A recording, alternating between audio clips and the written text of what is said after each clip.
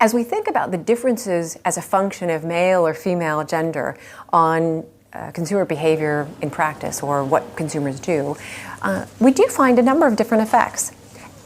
For example, one of the things that we find is that on average, women will spend more time examining an advertisement or reading the fine print of an ad.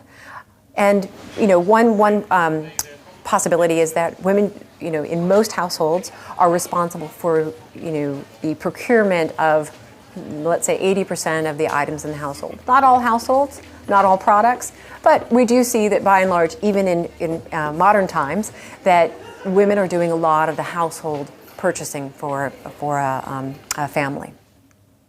And so it may just be that they're in the habit of thinking a lot about these decisions because they do them quite often and they're thinking in more detail. And what we find is that men tend to use more heuristic cues, meaning they'll use little shortcuts to figure out if something is a good deal or not. And so in one piece of research that we published a couple of years back now, we found that the color of price information impacted men's judgments, but not women's judgments. And so, again, if you think about that ad, and in this instance, I think our prices were right below the product, and we either featured that price in black or we featured it in red.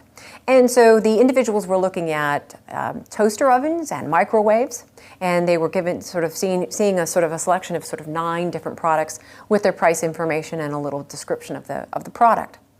And what we found was that when we showed those ads and we showed it with prices in red, we found that men would perceive the retailer overall as offering better prices, that this is a retailer that offers good deals.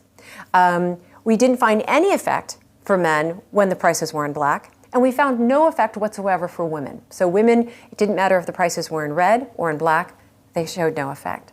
And some of the follow-up research that we did as part of that, one of the things we did is we looked at the ability of participants to remember the price that was listed, right? So we did that a couple different ways, and one of the ways we did that was we said, right, so one of the items that you saw was an Emerson microwave. Can you tell us what price that Emerson microwave was? And what we found was that, everybody gets it wrong because nobody can remember the price in an ad. But men got it more wrong than their female counterparts. That women got closer to guessing the price of that product than men did.